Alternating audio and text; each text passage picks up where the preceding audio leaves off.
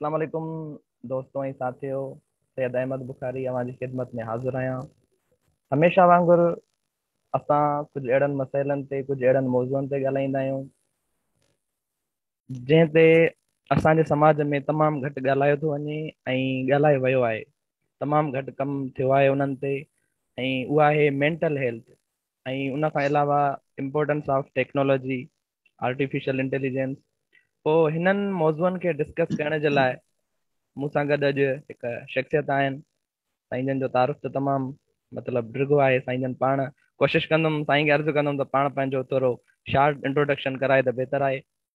साईं मूंसां गॾु आहिनि साईं मज़हर अली ॾूतियो साहिबु। पाण PhD आहिनि कंप्यूटर साइंस में, ऐं साईं जन जी जेका स्पेशलाइज़ेशन आहे उहा आहे आर्टिफिशियल इंटेलिजेंस। ऐं पाण राइटर आहिनि, अकेडमिशियन आहिनि, ऐं HOD आहिनि, मतिलबु हेड ऑफ डिपार्टमेंट आहिनि कंप्यूटर साइंस जा शहीद मोहतरमा बेनज़ीर भुट्टो लियारी में। त साईं सां ॻाल्हि ॿोल जी शुरूआत कयूं था। अस्सलाम वालेकुम साईं। वालेकुम सलाम। सर ख़ुशि आहियो सर? ठीकु अल्हम्दुलिल्लाह ख़ैर ख़ैरियत। सर थोरो मां तव्हांखे अर्ज़ु कंदुमि त तव्हां पंहिंजो शार्ट इंट्रोडक्शन करायो त जीअं तव्हांखे नाज़रीन ॿुधी सघनि ऐं सम्झी सघनि। मुंहिंजो नालो त आहे मज़हर अली। मुंहिंजी PhD तव्हां ॿुधायो त कंप्यूटर साइंस में आहे। एज़ अ बेस्ट मां मुंहिंजी आहे। मूं जेका स्पेशलाइज़ेशन कई उहा आर्टिफिशियल इंटेलिजेंस सिस्टम्स मूं ठाहिया जेके कंप्यूटर खे ऑटोमेटिक ट्रेंड था कनि त हू सिंधी ॿोली खे सम्झे।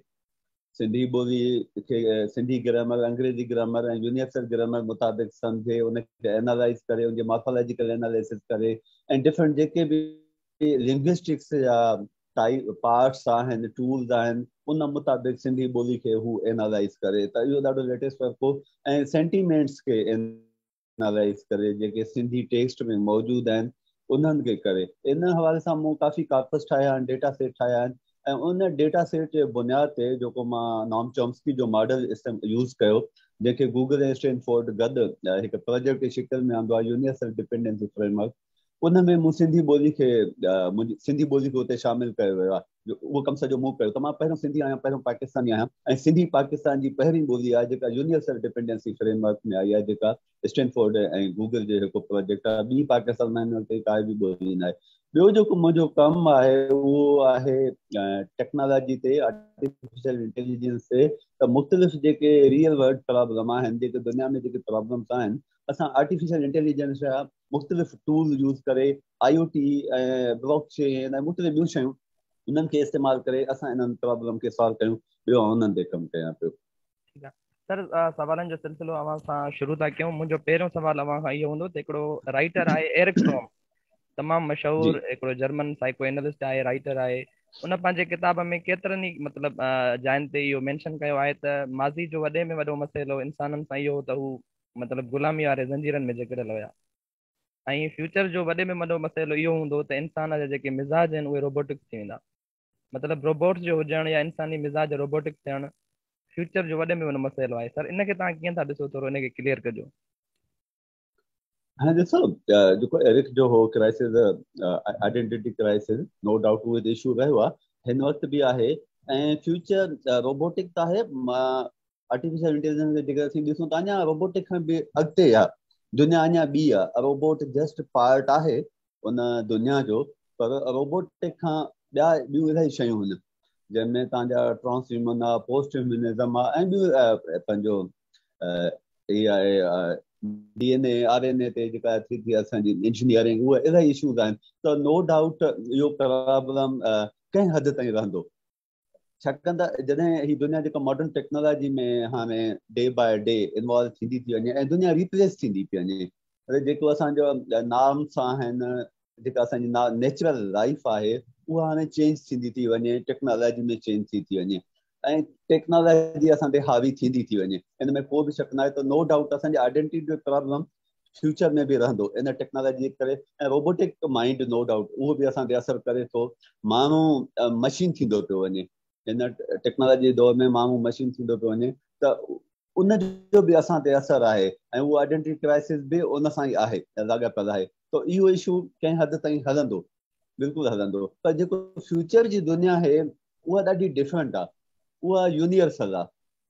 उन में अॻिते हली जेको आहे हिन वक़्तु जीअं असां जूं डिफरेंट जंगूं आहिनि या प्रॉब्लम आहिनि मुल्कनि ते आहिनि सरहदुनि ते आहिनि पंहिंजी नेशनल आइडेंटिटीज़ ते आहिनि डिफरेंट ते आहिनि इहे अॻिते हली रिप्लेस थी वेंदियूं इन्हनि जी फ्यूचर में इवन कुझु अहिड़ियूं शयूं जेके असांखे उहे रिलीजन आहे मुख़्तलिफ़ शयूं आहिनि इहे रिप्लेस थींदा वेरी नियर फ्यूचर में इहे रिप्लेस थींदा ऐं दुनिया हिकु नए रुख में ईंदी उन में रोबोटिक्स या असां चऊं robotic is a part of artificial intelligence त जेको हीअ आर्टिफिशियल इंटेलिजेंस आहे दुनिया खे चेंज कंदी ऐं इन ई बेस ते तव्हां जेकॾहिं हिन जो पढ़ो स्टीफन हॉकिंग उन चयो त मुस्तक़बिल में जेके असांजूं जंगियूं हूंदियूं उहे टेक्नोलॉजी ऐं ॾाहप जे विच में हूंदियूं ॾिसूं त असांजी ॾाहप इन टेक्नोलॉजी खे कीअं थी इस्तेमालु करे छाकाणि त हाणे जेका असांजी ॾाहप बि आहे उहा बि ट्रांसफॉर्म थींदी पई वञे उहा बि रिप्लेस थींदी पई वञे त इन बेस ते बि चयो त असांजी जेको मुस्तक़बिल जंग ॾाहप ऐं टेक्नोलॉजी जे विच में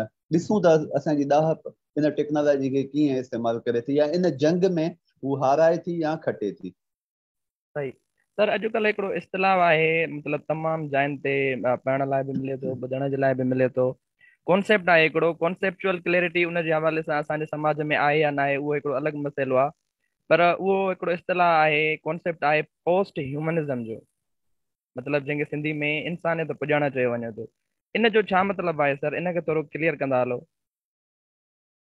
पोस्ट ह्यूमनिज़म जो जेको कॉन्सेप्ट आयो आहे तक़रीबन 20 साल अॻु में आयो आहे कैथरीन हैरिस उन ॾिनो कॉन्सेप्ट ॾिनो हुन ते हुन को किताबु लिखियो ऐं हुन खां पोइ हिन ते कमु थिए पियो ऐं शुरू में जेको हिनखे इनिशलाइज़ कयो वियो त हिकिड़ो टेक्नोलॉजिकल फिक्शन जे तौर ते या फ्यूचरोलॉजी जे ज़रिए एज़ अ फिक्शन हिनखे इस्तेमालु कयो वियो आहे असां वटि ऐं हिनखे फ़लसफ़े जे हवाले सां बि पेश कयो पियो वञे त हीअ हिकु अहिड़ी स्टेज आहे जेका बियॉन्ड द बीइंग ह्यूमन आहे beyond the being human stage आहे जीअं ॾिसो न असां वटि हिकु कॉन्सेप्ट आहे हीअ वॾो हिकु फिलोसॉफिकल कॉन्सेप्ट आहे जीअं असां वटि हिकु मेटाफिज़िक्स जो कॉन्सेप्ट आहे मेटा डेटा जो कॉन्सेप्ट आहे मेटा नॉलेज जो कॉन्सेप्ट आहे त इहे पोस्ट ह्यूमनिज़म हिकु स्टेज आहे that exist beyond the being human उन ते हले पई ऐं इनखे फ़िलहालु जेको आहे एज़ अ फिक्शन ते कमु कयो वञे बट नो डाउट इन ते जेका फिलोसॉफर्स आहिनि वर्ड या उहे कमु कनि पिया हाणे इनखे जेकॾहिं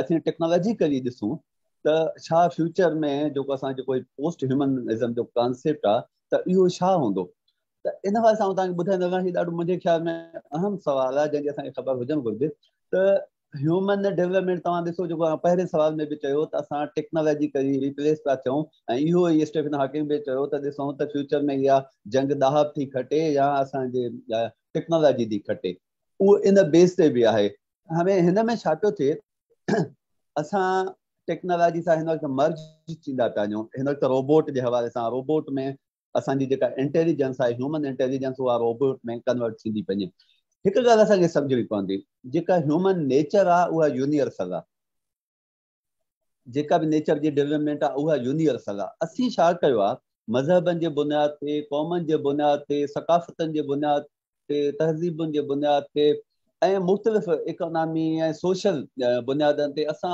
उन नेचर खे जेका ह्यूमन नेचर आहे उनखे बाउंड्रीज़ में बंदि कयो आहे डिफरेंट बाउंड्रीज़ में बंदि कयो आहे जॾहिं त उहो human is a universal human खे तव्हां हिकु खिते ताईं हिकु क़ौम ताईं हिकु सकाफ़त ताईं बाउंड नथा करे सघो एज़ अ बान हू यूनिवर्सल आहे हू इंडिपेंडेंट आहे त जीअं वॾो थिए पियो त डिफरेंट बाउंड्रीज़ में हू अचे पियो ऐं बाउंड थींदो पियो वञे जेका एंटी ह्यूमन हिकु एक्टिविटी आहे बट जेको आहे उनजे बियॉन्ड आहे जेका मेटा ह्यूमन आहे that is a different that is the universal त इन बेस ते जेको असांजो हीअ जेको ह्यूमन पोस्ट ह्यूमन जो बि आहे उहो इहो आहे त जॾहिं ह्यूमन नेचर आहे त उन जूं जेके लिंकेज बि आहिनि त उहे बि यूनिवर्सल हुजनि इन बेस उनजी डेवलप थिए पई जंहिंमें हिन वक़्तु जीअं ट्रांस ह्यूमन ते कमु कयो वञे जॾहिं त ट्रांस ह्यूमन मुख़्तलिफ़ आहे पोस्ट ह्यूमन खां त उन पर जेका ही आहे आर्टिफिशियल इंटेलिजेंस सां ॻंढियल माना मां तव्हांखे इहो ॿुधायां त post human is a symbiosis या combination of human and artificial intelligence या कॉन्शियसनेस जेका ह्यूमन में अपलोड कई थी वञे डिफरेंट आर्टिफिशियल इंटेलिजेंस जे टूल ज़रिए त मुस्तक़बिल जो जेको इहो जेको तव्हां पोस्ट ह्यूमन ते ॻाल्हायो था पोस्ट ह्यूमनिज़म इहो मुस्तक़बिल जो हिकिड़ो अहिड़ो इंसानु हूंदो जेको कॉम्बिनेशन हूंदो artificial intelligence and he normal human mean in हवाले सां हिकिड़ो इहो बि नज़रियो आहे त मुस्तक़बिल में जेको इंसानु आहे उहो एक्सटेंड थी वेंदो ख़तमु थी वेंदो ऐं हिते रोबोटिक्स हूंदा या जेको पोस्ट ह्यूमन जो कॉन्सेप्ट आहे अहिड़ा माण्हू हूंदा जेके माण्हू न हूंदा पर हू टेक्नोलॉजिकल टूल हूंदा। ईअं न आहे, माण्हू हूंदा पर उहो माण्हू कंबाइंड हूंदो आर्टिफिशियल इंटेलिजेंस सां, जेको पोस्ट ह्यूमन आहे उन सां कंबाइंड हूंदो, ऐं उनजी लिंक कीअं हूंदी। मसइलन तव्हांखे आउं ॿुधायां, जेकॾहिं 2050 में पोस्ट ह्यूमन असीं थी था वञूं या 100 साल खां पोइ बि थियूं था, पर इहो एॾी देरि आहे, 2050 ते दुनिया में वॾियूं चेंजिस साम्हूं आहिनि। त उन में इहो हूंदो त ह्यूमन फॉर एग्ज़ाम्पल तव्हां आर्टिफिशियल इंटेलिजेंस सां अटैच आहियो, तव्हां में अहिड़ा टूल्स इंसर्ट कया विया आहिनि या तव्हां अटैच कया आहिनि। जीअं हिन वक़्तु ॾिसो ब्लॉकचेन ते असीं अचूं था त माण्हू कार्डियोलॉजिस्ट हुजे, दिलि जी बीमारी आहे, उते तव्हां हुनखे चिप हणी छॾियो, हाणे उहो दुनिया में किथे बि वञो उनजी पूरी दिलि जी एनालिसिस जो 24/7 कार्डियोलॉजिस्ट खे थींदी रहे थी त हिन वक़्तु मुंहिंजी दिलि हेतिरो धड़के थी, ही वॉल ही थो कमु करे, ही थो कमु करे, या जो ब्लड प्रेशर एतिरो इंक्रीज़ थियो आहे, एतिरो डिक्रीज़ थियो आहे, या डायबिटीज़ थिए हेतिरो ई जेका डायबिटीज़ इंक्रीज़ थी आहे डिक्रीज़ थी आहे, त इन वे में जेको असांजो कमु हले पियो। इहे पोस्ट ह्यूमन में जॾहिं असां आर्टिफिशियल इंटेलिजेंस जा सिंबोसिस थींदो, उन सां कॉम्बिनेशन थींदी, असांजी जेका थिंकिंग आहे चेंज थींदी, मीन्स यूनिफिकेशन थिए पई डिफरेंट थॉट्स जी जेके ह्यूमन सां नेचुरली कनेक्टेड आहिनि, उनजी यूनिफिकेशन थिए पई, ऐं हिकु टेक्नोलॉजिकली सिंगुलरिटी डेवलप थी वई आहे पोस्ट ह्यूमन में। मतिलबु डिफरेंट टेक्नोलॉजी हूंदी आहे, उहो सिंगुलरिटी ते कमु कंदियूं। पोइ तव्हां जेकॾहिं अखियूं बंदि था कयो ऐं तव्हां था चओ I want to visit the paradise, तव्हां जन्नत ॾिसण था चाहियो, त तव्हां मतिलबु उन वक़्तु इन रियल सेंस तव्हां जन्नत में हूंदा। तव्हां हिते आहियो फॉर एग्ज़ाम्पल मां हिन वक़्तु जी ॻाल्हि कयां, उन वक़्तु शायदि ई न बि हुजनि, पर हिते आहियो तव्हां था चओ त मां हिन वक़्तु तव्हां लारकान में आहियो या कराची में आहियो, ऐं तव्हां था चओ त मां कैलिफोर्निया में हुजां, USA में हुजां, त U will be in California. त इहे वर्चुअलिटी जेको वर्चुअलिटी जे ज़रिए इहे पोस्ट ह्यूमनिज़म जो इहो कॉन्सेप्ट आहे, जंहिंमें इहे सभु शयूं थींदियूं। उन में तव्हांजी मेटा डेटा हूंदी जेके असांजे इनर आहिनि, पर असां उनखे बाउंड कया। इवन हाणे इन सां छा पियो थिए, बसि मुंहिंजी ॻाल्हि खे शायदि कोई ग़लति न वठे, ऐं हिकु साइंटिफिक ॻाल्हि थो कयां त पोस्ट गार्ड जो हिकु कॉन्सेप्ट इन में अचे पियो, ऐं उहो बि यूनिफिकेशन ते आहे। त हिते हिकु डिजिटल इंपीरियलिज़म हाणे डेवलप थिए पई, ऐं पोस्ट ह्यूमनिज़म विल बी उहो उनजो पार्ट हूंदो, जेको डिजिटल इंपीरियलिज़म थिए पई, शहनशाह थिए पई, हिकु ख़ासि कंपनी जेको टेक्नोलॉजी ते हावी आहे ऐं उहा अञा वधीक पावरफुल थींदी, उहा ड्राइव कंदी ह्यूमैनिटी खे, उहा ड्राइव कंदी हिन दुनिया खे। हिन वक़्तु ॾिसो ग्लोबलाइज़ेशन में असीं ग्लोबलाइज़ेशन ते आहियूं, ऐं इन कॉन्सेप्ट खे मां पंहिंजे माण्हुनि खे सम्झाइण लाइ मूं हिकु किताब बि लिखियो आहे, आलमगीरत ऐं सिंधी समाज। त आलमगीरत छा आहे, उनजो फ्यूचर छा आहे, ऐं सिंधी माण्हू हिन वक़्तु किथे आहिनि। मुंहिंजो मक़सदु इहो आहे त असां पंहिंजे माण्हुनि खे टेक्नोलॉजिकली अवेयर कयूं त दुनिया मुस्तक़बिल में किथे हूंदी, असांखे कीअं हलणु घुरिजे। त इन हवाले सां जेको उते इहो पोस्ट गार्ड जो बि अचे पियो, त उहो डिजिटल इंपीरियलिज़म हूंदो, जेको ओरिजिनल गार्ड न हूंदो। पर मां हिन में तव्हांखे ॿुधाईंदो हलां त इन पोस्ट ह्यूमनिज़म में जेको रियल गार्ड आहे उहो पैटेंट हूंदो, उहा यूनिफिकेशन जेका सिंगुलरिटी आहे उते ई वञी मिलंदी, जेका फ्यूचर रिसर्च आहे। मतिलबु हिन वक़्तु भले माण्हू कीअं, पर फ्यूचर में माण्हू जेको रियल गार्ड आहे जेको अलाह आहे, उन जी उहो इज़ उहो ज़ाहिर थींदो, उहो आहे। ऐं उहो असां जेको इनर असां में नेचर आहे न, जंहिं नेचर खे असीं ड्राइव पिया कयूं, जेका यूनिवर्सल आहे, उहा उन सां ईंदी। त इहो हिकु नंढो मां तव्हांखे हिकु नट शेल में तव्हांखे पोस्ट ह्यूमनिज़म जो कॉन्सेप्ट ॾिनो। त बेसिकली पोस्ट ह्यूमनिज़म इहा आहे दैट जेका हिन वक़्तु असांजी नॉर्मल ह्यूमन आहे, इहा बीइंग ह्यूमन में ईंदी, एंड उहा एग्ज़िस्ट कंदी बियॉन्ड द ह्यूमनिज़म। ऐं उहो जेको पोस्ट ह्यूमनिज़म जो कॉन्सेप्ट आहे, उहो सिंबोसिस आहे, हिकु कॉम्बिनेशन आहे आर्टिफिशियल इंटेलिजेंस एंड ह्यूमनिज़म जी, जंहिंमें यूनिफिकेशन तरफ़ असीं ईंदासीं, ऐं जेको ह्यूमन यूनिवर्सल आहे उहो पोइ यूनिवर्सल ई थींदो। सही सर, छा टेक्नोलॉजी जे वसीले असां मुस्तक़बिल में इंसानी जेके जीन्स आहिनि उन्हनि में तब्दीली या मॉडिफिकेशन करे सघूं था सर? जेके इनहेरिटेड कैरेक्टरिस्टिक्स आहिनि उन में मतिलबु मॉडिफिकेशन हिकिड़ी पॉसिबल आहे सर टेक्नोलॉजी जे वसीले? 100% जेनेटिक इंजीनियरिंग ते जेको हम कमु हले पियो, ऐं उन बेस ते जेको ट्रांस ह्यूमन थिए पियो, trans human is basically transformation from human to post human जो जेको आहे जेको ट्रांस ह्यूमन ते आहे त असां हुनखे जेनेटिकली चेंज कनि पिया। हिन वक़्तु बि जेनेटिक्स इलाही कमु आहे। फॉर एग्ज़ाम्पल तव्हां चाहियो था तव्हांखे पुटु ॼमे धीउ न ॼमे त उहो जेनेटिकली कयो था। तव्हां चाहियो था तव्हांखे धीउ ॼमे पुटु न ॼमे त उहो जेनेटिकली चेंज थियो त जेको DNA ऐं RNA आहे असांजो उन ते कमु थिए पियो ऐं जेनेटिक इंजीनियरिंग ज़रिए ऐं इहो ॾाढो तेज़ी सां कमु हले पियो। ऐं फ्यूचर इहो ई आहे त जेको नओं ह्यूमन हूंदो, जेको तव्हां पोस्ट ह्यूमन जी बि असां ॻाल्हि कई, जेको नओं इंसानु हूंदो उहो टेक्नोलॉजी कम ह्यूमन हूंदो। उन में काफ़ी तव्हांजा जेके DNA मॉडिफाइड हूंदा। एंड इवन मतिलबु मेडिकल साइंसिस त हूंदी, मेडिकल साइंस हूंदी, उनजो वॾो अहम आहे। पर जेको हिन वक़्तु असांखे डॉक्टर नज़र था अचनि, बुखार जी ट्रीटमेंट, सर्जरी, मूंखे इन जो फ्यूचर नज़र न पियो अचे। इन जेनेटिक इंजीनियरिंग ज़रिए उहो फ्यूचर नज़र न पियो अचे, छाकाणि त कोई बीमार ई न थींदो, कोई मरंदो ई न। मरण हिन बीमारी जो कॉन्सेप्ट न हूंदो। तव्हां में जीअं DNA में तव्हांजे जीन्स में उहा मॉडिफिकेशन ईंदी थिए पई इन जेनेटिक इंजीनियरिंग जे ज़रिए, जेको ट्रांस ह्यूमन बि थिए पियो त कुझु बि न थींदो। इवन फॉर एग्ज़ाम्पल कंहिंजी बांह कटिजी वई त उन इन सिस्टम जे करे वरी उहा बांह ॿीहर अची वेंदी। ऐं इहो टेक्नोलॉजी जेको इहो बि कॉन्सेप्ट आहे, हिन वक़्तु इहा बि रिसर्च अचे पई त जेकॾहिं को माण्हू मरी थो वञे त उनखे तव्हां ॿीहर ज़िंदा बि उहो इहा टेक्नोलॉजी कंदी, साॻी ज़िंदा बि थींदी। मतलब जीअं असां वटि हिकु असीं मुस्लमान आहियूं त असां वटि कॉन्सेप्ट आहे दजाल जो, त दजाल भई हुनखे चवंदो मरी वञ त मरी वेंदो, वरी चवंदो उथी ज़िंदा थींदो, ज़िंदा थींदो। त that will be the example of genetic engineering जेका फ्यूचर में कमु थिए पियो। त उन में सॼो जेनेटिक इंजीनियरिंग जो कमु थिए, माण्हू खे टोटली चेंज पियो कयो वञे, हुनखे का बीमारी न लॻंदी। अहिड़ियूं वैक्सीन्स डेवलप थींदियूं ऐं थियनि बि पियूं त का बीमारी न लॻंदी ऐं हुनजो डेथ न थींदो, हुनजी हार्ट बर्न न थींदी, ॿिया उज़वा हुनजा एज़ इट ई कमु कंदा रहंदा। ऐं इहो डेफिनेट फ्यूचर आहे इन आर्टिफिशियल इंटेलिजेंस जो। त असां इन हवाले सां इन तव्हांजे इंटरव्यू जे ज़रिए मां चवंदुमि त जेके असांजा पेरेंट्स आहिनि, ॿारनि खे बायोलॉजी न पिया पढ़ाइनि। बदकिस्मती इहा आहे त असां वटि जेकॾहिं स्कूल कॉलेज में बायोलॉजी पढ़ाई बि वञे थी त पुराणो सिलेबस आहे। हाणे ही बायोटेक्नोलॉजी जो दौरु आहे। त जेकॾहिं मां पेरेंट्स खे इहो चवंदुमि त भाई तव्हां पंहिंजे ॿारनि खे बायोलॉजी ज़रूरु पढ़ायो ताकी फ्यूचर में गॾु हली सघनि, ऐं टेक्नोलॉजी जी ॼाण हुनखे ज़रूरु ॾियो त फ्यूचर में हुन सां गॾु हली सघनि। छाकाणि हीउ फ्यूचर आहे, दुनिया इलाही रैपिड चेंज थी थिए।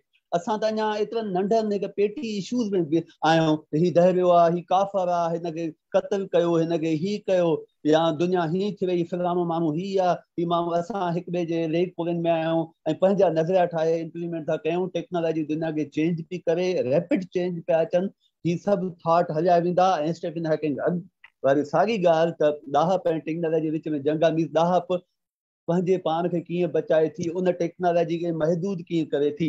जेकॾहिं टेक्नोलॉजी महदूद न थी त ह्यूमन जेको पोस्ट ह्यूमनिज़म आहे उहो ॾाढो डिफरेंट आहे। त हिन वक़्तु जेको आहे इनखे कमु आहे, पर उन में बि असां पंहिंजे नो डाउट ॿोलियूं त असांजी यूनिवर्सल हूंदियूं, असांजो कल्चर बि यूनिवर्सल थींदो।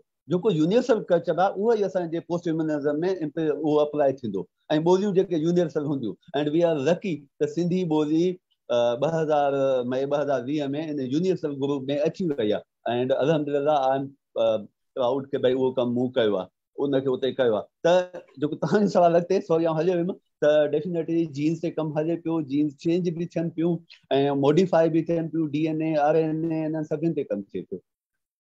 सर जीन्स जे हवाले सां उमिरि जो छा कॉन्सेप्ट हूंदो सर? हिन में जेका जेनेटिक इंजीनियरिंग जे हवाले सां उमिरि में हिकिड़ी वाध थींदी सर, ऐं केसि ताईं वाध थींदी? टोटली मीन्स तव्हां जेसि ताईं विलिंग न आहियो त तव्हां मरी न सघो। छाकाणि उन में आर्टिफिशियल जीन्स बि डेवलप कयूं थी वञनि, आर्टिफिशियल इंटेलिजेंस जे बेस ते बि जीन्स कयूं थी वञनि डेवलप। त उन में उहो ई आहे त भई तव्हां कॾहिं जेको आहे थियणु था चाहियो त ऑटोमेटिकली उहो आहे डेफिनेटली वाद एज वाद थींदी।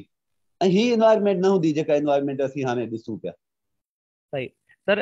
इंसान जे हवाले सां मतिलबु इंसान जी जेका अज़ली पोज़ीशन आहे, हुनजी जेका बुनियादी हुनजो जेको महवर आहे या हुजण जो मक़सदु आहे, उन ते तमामु घणो ॻाल्हायो वियो आहे। Eric from, Jean Paul shorter हुजे, सोरेन किरकेगार्ड हुजे, फ्रेडरिक नीत्शे हुजे या मार्टिन हाइडेगर हुजे, उन्हनि सभिनी इंसान जे वजूद जे बारे में तमामु घणो चयो आहे।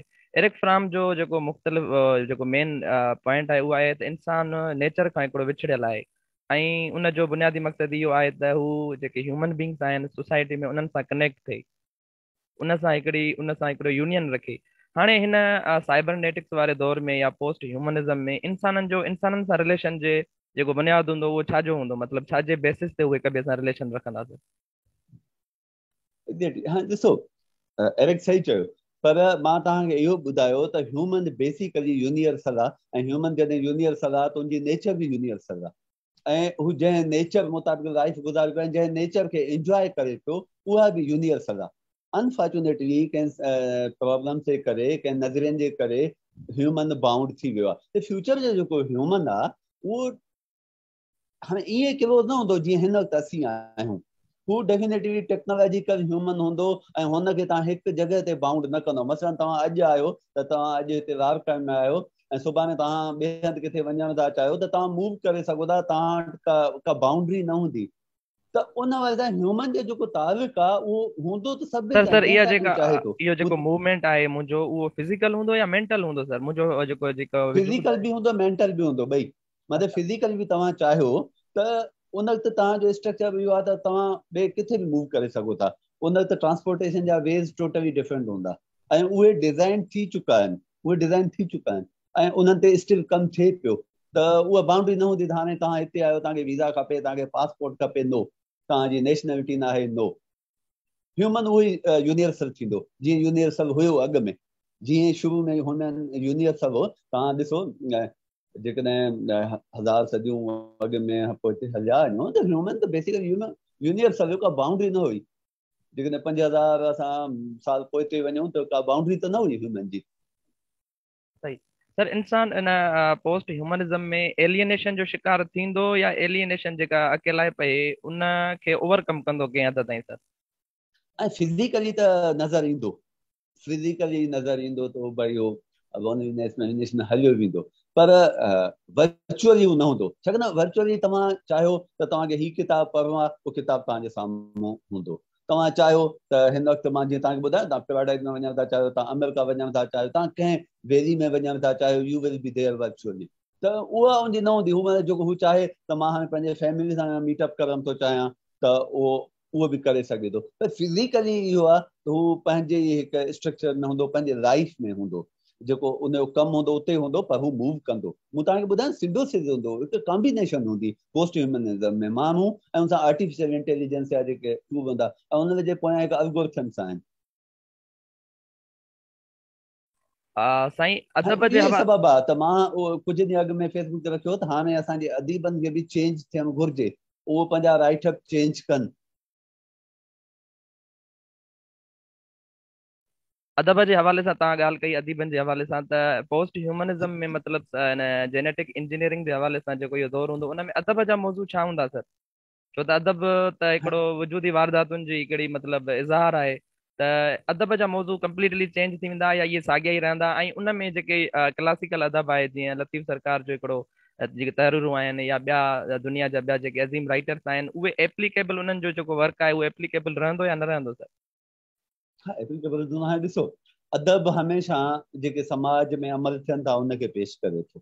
जेके बि समाज में अमल थियनि था, कंहिं को पोइटिक फॉर्म में हुजे, नसर में हुजे, कंहिं बि फॉर्म में अदब उनखे पेश करे थो। ऐं मोस्टली अदब जेको आहे करंट सिचुएशन्स खे पेश कंदो आहे। हिन वक़्तु जेको फ्यूचर जो अदब हूंदो उहो उन वक़्तु सिचुएशन खे पेश कंदो, उहो उन वक़्तु सिचुएशन खे पेश कंदो, पर उनजी इम्प्लीकेशन डिफरेंट हूंदी, उनजी प्रेज़ेंटेशन डिफरेंट हूंदी। ईअं न हूंदी जीअं हाणे असां वटि आहे, ईअं न आहे। असांजो अदीब हिन वक़्तु टेक्नोलॉजी खां, मां सभु अदीबनि खे नथो चवां, कुझु अदीब आहिनि, असांजो सिंधी अदीब स्पेशली, मुंहिंजो टेक्नोलॉजी महवर न आहे। मुंहिंजे नावल में हिन वक़्तु बि हिकु छोकिरी छोकिरे जो किरदारु आहे, या समाज जो को मसइलो आहे, कहानीकार जो बि उहो ई मसइलो आहे, शाइर जो बि उहो ई मसइलो आहे। त हिन वक़्तु जेका दुनिया टेक्नोलॉजिकली इमर्ज थी आहे, जेको नओं रुख दुनिया खे ॾिनो अथऊं, अॼु बि असांजे अदीब जो, शाइर जो उहो महवर न आहे। माना इन मां मूंखे त इहो थो लॻे त जेको असांजो अदीब आहे हिन दौर जो, उहो करंट मॉडर्न समाज खे सम्झी न चुको आहे, सम्झी नथो सघे, या हुन न सम्झो आहे। जेकॾहिं हू मॉडर्न समाज खे सम्झंदो त हू मॉडर्न समाज खे मॉडर्न समाज जे सूरत में पंहिंजे लिखण ज़रिए, पंहिंजे शाइरी ज़रिए पेश कंदो। पर अॼु बि असांजो अदीब असां शाइरनि खां परे आहे। हाणे जेको पोस्ट दौर ईंदो असांजो, उन में जेको डेफिनेटली उन टेक्नोलॉजी हूंदी, जेनेटिक इंजीनियरिंग जो दौर हूंदो, त उन वक़्तु बि जेकॾहिं राइटअप थींदा उहे थींदा। हा, हिन वक़्तु जेकॾहिं सिंधी समाज जेको आहे सिंधी इंजीनियर जेको लिंग्विस्ट आहे या ॿियो आहे शाह खे जेकॾहिं शाह ते लिंग्विस्टिक इंजीनियरिंग जे हवाले सां कमु थिए त मुंहिंजे ख़्याल में शाह फ्यूचर जो बि शाइर रहंदो। मां इन ते हिकु कमु कयो, मां इहो कमु कयो त emotion detection and sentiment analysis of the poetry of Shah Abdul Latif Bhittai. मां हिते हिकु रिसर्च पेपर लिखियो ऐं पढ़ियो बि। मूं हुन में छा कयो त जेके असांजा साइकोलॉजिकल स्टैंडर्ड्स आहिनि इमोशन्स जा 8 मूं उहे कया ऐं उनखे अप्लाई कयो शाह ते, शाह जी पोइट्री ते। मूं हिकु कार्पस ठाहियो शाह जे रिसाले जो कार्पस ठाहियो ऐं पोइ मूं उन मां इमोशन डिटेक्ट कया त शाह केतिरा इमोशन्स इस्तेमालु कया आहिनि ऐं शाह जॾहिं उन इमोशन में हुया त उन जो शाह जी शाइरी ते कहिड़ो असरु पियो, मीन्स शाह कहिड़ा सेंटीमेंट इस्तेमालु कया, पॉज़िटिव सेंटीमेंट इस्तेमालु कयईं, नेगेटिव कयईं या न्यूट्रल कयईं। हाणे इहो मां हथ सां कमु न कयो, इहो मैन्युअल कमु न आहे, इहो मूं मशीन खे आर्टिफिशियल इंटेलिजेंस ज़रिए ट्रेंड कयो। मूं मशीन खे सेखारियो त शाह जो रिसालो पढ़े सॼो, उनखे सम्झे ऐं उन मां ॾिसे त जेके 8 स्टैंडर्ड आहिनि त भई एंग्री आहे, हैप्पी आहे, जॉय आहे, सैड आहे, जेके 8 स्टैंडर्ड आहिनि साइकोलॉजिकली उहे सम्झे ऐं उहे शाह जी पोइट्री ते अप्लाई करे। उन खां पोइ ॾिसे त शाह कहिड़ा सेंटीमेंट यूज़ कया आहिनि ऐं उहो मुंहिंजो ॾाढो सक्सेसफुल रहियो। मुंहिंजी अबाउट 88-90% एक्यूरेसी मॉडल जी आई, जेको मूं आर्टिफिशियल इंटेलिजेंस जो मॉडल ठाहियो उहो मुंहिंजी एक्यूरेसी आई। पर उन ते मां वधीक कमु न करे सघियुमि जो मुंहिंजी कुझु आहे कुझु प्रॉब्लम बि मूं फेस कया। त इन सेंस में जेकॾहिं असीं कमु कयूं ऐं I am willing to work more on the Shah Abdul Latif Bhittai in sense में त असां शाह खे फ्यूचर जो हिकिड़ो शाइर सिर्फ़ु शाइर न कयूं पर हिकु थाट करे पेश कयूं जेका फ्यूचर जी ह्यूमैनिटी आहे उहा बहितर थी सघे थी। ऐं मुंहिंजे ख़्याल में पूरी दुनिया शाह जे थाट खे अप्लाई करे सघे थी, पंहिंजी जेका new technological thought and to make the society secular, to make the society peaceful करे सघे थी। पर इन सेंस में असांखे कमु करणो आहे। जेके हितां जा लिंग्विस्ट आहिनि ऐं जेके कंप्यूटर इंजीनियर आहिनि, आर्टिफिशियल इंटेलिजेंस साइंटिस्ट आहिनि, कंप्यूटर साइंटिस्ट आहिनि, त डेफिनेटली शाह एप्लीकेबल आहे। शाह जी पोइट्री हिकु दौर जी पोइट्री न आहे, इहा वॾी ख़ूबी आहे शाह जी जेका मूं ॾिठी पंहिंजे जॾहिं मूं इंटेलिजेंस सिस्टम ठाहिया त आई एम शॉक्ड। मां सिंधी आहियां, मां शाह खे सम्झां थो, पर जॾहिं मूं कंप्यूटर खे ट्रेंड कयो त हू शाह खे सम्झे त बहितरीन आयो ऐं शाह फ्यूचर जो शाइर आहे। ऐं उन वक़्तु भले पोस्ट ह्यूमनिज़म जो बि दौर हुजे पर माण्हू शाह जे थाट खे इंजॉय कंदा, उनखे सम्झंदा ऐं उन मुताबिक़ जेको उहा मॉडर्न सोसाइटी हूंदी उहा उन वे में डेवलप थी सघे थी। सर असांजो जेको सिंधी समाज आहे उहो टेक्नोलॉजी एजुकेशन जे हवाले सां तमामु घणो बैकवर्ड आहे ऐं उन्हनि वटि हिकिड़ो रोड मैप न आहे, मुख़्तलिफ़ रोड मैप जेके हू फॉलो कनि था। तव्हांजे मुताबिक़ तव्हां जेका न्यू जनरेशन आहे असांजी, जेका असांजी नई टही आहे, उन्हनि खे तव्हां छा मैसेज ॾींदव, छा पैगाम ॾींदव त फ्यूचर में जेके प्लान्स आहिनि या फ्यूचर में जेके फ्यूचर जी जेका डेस्टिनेशन आहे उहा उन्हनि जे हवाले सां छा हुजणु घुरिजे सर? ॾिसो न, हिन वक़्तु असां वटि सिंध में तमामु घणियूं यूनिवर्सिटीज़ थी वियूं आहिनि। यूनिवर्सिटी त थी वई, फॉर्चुनेटली असां वटि उन्हनि यूनिवर्सिटी में विजन न आहे। दुनिया में छा पियो थिए, हू कोई बि इदारो क़ाइमु कंदा आहिनि, तुंहिंजो 20 खां 30 साल जेको विजन ठाहींदा आहिनि, हेतिरनि सालनि में ही थींदासीं, पोइ ही थींदासीं, पोइ हो थींदासीं। ऐं हिते हिन वक़्तु असीं होपलेस न थियूं, होपफुल आहियूं, असांजी यूनिवर्सिटी में सुठो कमु थिए पियो, किन में थिए पियो, किन में न पियो थिए। पर हिकु जेका ख़ुशी जी ॻाल्हि आहे त असांजो नौजवान एम्बिशियस आहे, हू जेको आहे जीनियस आहे, हुनखे जेकॾहिं असांजी यूनिवर्सिटी में प्रॉपर गाइड कयो वञे त हू सक्सेसफुल थींदो। अनफॉर्चुनेटली असांजो जेके कराची खां सवाइ सिंध जे ॿिए जेके यूनिवर्सिटीज़ आहिनि उते कमु त थिए पियो पर उनखे अञा वधीक बूस्टअप करिणो आहे, ॿारनि खे हिन मॉडर्न टेक्नोलॉजी तरफ़ आणिणो आहे। त जेका मॉडर्न टेक्नोलॉजी छा आहे, भले उहो सिंधी में लिटरेचर में MA करे उनखे टेक्नोलॉजी सां रोशनास ज़रूरु करायो, उहो बायोलॉजी में हुजे। ऐं बायोलॉजी अञा बायोलॉजी ठीकु आहे, बायोलॉजी आहे पर उन में तव्हां बायोटेक्नोलॉजी जा बि रखो, फिजिक्स आहे, जेके बि टेक्नोलॉजीज़ आहिनि, कोर्सेज आहिनि, उन्हनि में कंप्यूटर साइंस, आर्टिफिशियल इंटेलिजेंस जा कोर्सेज रखनि ताकी उन्हनि ॿारनि खे उन ख़बर पए। ऐं नौजवाननि खे मां इहो मैसेज ॾींदुमि, इहो न्यापो ॾींदुमि त ॾिसो तव्हां असांजो मुस्तक़बिल आहियो, असीं हिकु कमु कयो आहे, उन कम खे तव्हां अॻिते खणी हलंदो, दुनिया में पंहिंजी क़ौम जो पंहिंजे नालो ज़िंदा रखणो आहे, पंहिंजी सकाफ़त खे ज़िंदा रखणो आहे, त तव्हांखे टेक्नोलॉजी खे पॉज़िटिव वे में इस्तेमालु करिणो। ईअं न त सॼो ॾींहुं फेसबुक ते बसि सेल्फी फोटो ऐं फुलूल शयूं ॾियनि, फुलूल वीडियो ॾियनि, उन ते पंहिंजो टाइम न विञायो। इन खां सुठो आहे तव्हां बहितरीन वीडियो ॾिसो जेके तव्हांखे ट्रेनिंग ॾियनि, जेके तव्हां में हिकु नओं जज़्बो पैदा कनि, टेक्नोलॉजी सां तव्हांखे रोशनास कनि, तव्हां में मोटिवेशन पैदा कनि। मुस्तक़बिल में भले असां टेक्नोलॉजी खां केॾो बि भॼूं, पर टेक्नोलॉजी खां असीं परे न रहंदासीं, परे रही बि न सघूं। पोइ असीं ख़ना बदोश थी करे जंगलनि में रहूं त उहा ॿी ॻाल्हि आहे। पर जेको ही फ्यूचर जो दौरु आहे उहो एॾो तेज़ आहे जो कोई बि माण्हू किथे टेक्नोलॉजी खां सवाइ नथो रही सघे। त टेक्नोलॉजी तरफ़ अचो, भले तव्हां कंहिं बि डिसिप्लिन में आहियो, पर टेक्नोलॉजी खे पढ़ो। ऐं मां सिंधी अदीबनि, सिंधी ॾाहनि खे बि चवंदुमि त भले तव्हां लिखो, पर हाणे पंहिंजो तव्हां टॉपिक टेक्नोलॉजी रखो, भले फिक्शन ई कयो। फिक्शन बेस आहे साइंस जो, साइंस जूं थियरीज़ इन्हनि फिक्शन्स ते ई अचनि थियूं। अॼु जो जेको तव्हां पोस्ट ह्यूमनिज़म जी ॻाल्हि कई, अॼु त भले उहो फिक्शन आहे, पर सुभाणे जी रियलिटी आहे। 1980 में हिकु नॉवेल अचे थो ऐं कोरोना जी ॻाल्हि थो करे, हिन वक़्तु उहो असां वटि फैक्ट आहे। ऐं अहिड़ा फिक्शन, तव्हां साइबोर्ग ॾिसो, हिन वक़्तु मूवी तो बट साइबोर्ग टेक्नोलॉजी ॾिसो, फ्यूचर आहे। त अहिड़े क़िस्म जा तव्हां फिक्शन लिखो, अहिड़े क़िस्म जी पोइट्री ॾियो त माण्हू टेक्नोलॉजी तरफ़ अचनि। पर पंहिंजी तहज़ीब, पंहिंजूं रीतूं रस्मूं असांखे न आहिनि विसारियूं। असां में जेका सिक्युलर माइंड आहियूं, उन सिक्युलर माइंड खे ख़तमु न आहे करिणो। असां जेके सूफ़ी माइंड आहियूं, उन सूफ़ी माइंड खे ख़तमु न आहे करिणो। असां में जेके मोहबतूं आहिनि, ग़मी में बि गॾु हूंदा आहियूं, ख़ुशियुनि में बि गॾु हूंदा आहियूं। ऐं जेके बि आहिनि, असां ॾे ॿियो नओं ट्रेंड बि आयो आहे, भई हे त पुराणियूं रस्मूं आहिनि, हे त जाहिल आहिनि। न, उहे रस्मूं असांखे ख़ुशि थियूं रखनि, उहे रस्मूं असांखे कंबाइन थियूं कनि। त उन्हनि रस्मनि खे ख़तमु न कयो जेके तव्हांखे ख़ुशि रखनि, जेके तव्हांखे गॾिजी वेहण जो माहौल ॾियनि। ऐं ॿियो, पाण जिते टेक्नोलॉजी असांजे रहमनि खे कयो, पर जॾहिं वेहो त उन पंहिंजे मोबाइल खे बि थोरो टाइम बंदि ई कयो, ताकी असांजा जेके ज़ाती फीलिंग्स आहिनि, ज़ाती जज़्बा आहिनि, ज़ाती थाट्स आहिनि, ज़ाती नज़रिया आहिनि, उहे बि असीं शेयर करे सघूं, या कंहिं यूनिवर्सल नज़रिए ते, सोशल हुजे, साइंटिफिक हुजे, नज़रनि ते कमु करे सघूं। सर, आख़िर में तव्हां इहो ॿुधायो त तव्हांजो हिकिड़ो मशहूरु किताबु आहे आलमगीरियत ऐं सिंधी समाज, उन जो बुनियादी मक़सदु छा आहे? कहिड़ियूं पॉइंट्स तव्हां ज़हन में रखी करे उहो किताबु लिखियो, ऐं केतिरी तव्हांखे उमेद हुई त इहो किताबु असांजे समाज में हिकिड़ो एप्लीकेबल ऐं लाभाइतो साबित थींदो? सर, इन ते थोरो रोशनी विझंदासीं। हा, मां जीअं मुंहिंजी PhD थी वई ऐं टेक्नोलॉजी में आहियां, त आउं पूरी दुनिया सां ॻंढियल आहियां। त दुनिया में हिन वक़्तु अपडेट कहिड़ा पिया अचनि, टेक्नोलॉजी कहिड़ी डेवलपमेंट कहिड़ी बि थियनि, फ्यूचरलॉजी ते केतिरो कमु पियो थिए, फ्यूचर में कहिड़ी टेक्नोलॉजी ईंदी। ऐं हीअ जेका ग्लोबलाइज़ेशन आहे, इहा आहे छा? माण्हू बसि ग्लोबल ॻोठ ते चवनि पिया। पोइ मूं सोचियो त असां पंहिंजे माण्हुनि खे, ख़ासि करे नौजवाननि खे ॿुधायां, इहा आलमगीरत आहे छा?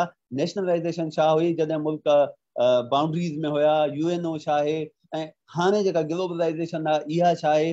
असांखे ग्लोबलाइज़ेशन सम्झणु घुरिजे। ऐं उन ग्लोबलाइज़ेशन ठाहिण में कहिड़ा किरदार आहिनि, कहिड़ा नज़रिया इस्तेमालु थियनि था, टेक्नोलॉजी जो केतिरो इस्तेमालु आहे, नज़रिये जो केतिरो इस्तेमालु आहे, सरमाएदार जो केतिरो किरदारु आहे, ऐं फ्यूचर में इहो सरमाएदार इन ग्लोबलाइज़ेशन मां कहिड़ो फ़ाइदो वठंदो, जीअं मां तव्हांखे अॻु में थोरो इहो डिस्कस करे आया आहियूं। ऐं सिंधी समाज किथे आहे, सिंधी ॿोली किथे बीठी आहे, सिंधी सकाफ़त किथे बीठी आहे, ऐं सिंधी नौजवान इन फ्यूचर में पंहिंजो किरदारु अदा कीअं कनि। त इहे शयूं मां माइंड में रखी करे इहो किताबु लिखियो, आलमगीरत ऐं सिंधी समाज। ऐं बहितरु हलियो आहे, सही हलियो आहे। असां वटि ख़बर अथव बुक रीडिंग कुझु घटि आहे, पर मूंखे पब्लिशर ॿुधायो त साईं बहितरु हलियो आहे। पर मूंखे उमेद आहे त असांजे नौजवाननि खे हुनखे पढ़णु घुरिजे, सम्झणु घुरिजे, ऐं उन मुताबिक़ पंहिंजो हिकु विजन ठाहिणु घुरिजे। सही सर, तव्हांजी वॾी महिरबानी साईं, तव्हां असांखे टाइम ॾिनो ऐं तमामु अहम मसइलनि ते असां ॻाल्हि ॿोल कईसीं। मुंहिंजी वॾी महिरबानी साईं, कुर्ब। लख कुर्ब, महिरबानी, थैंक यू।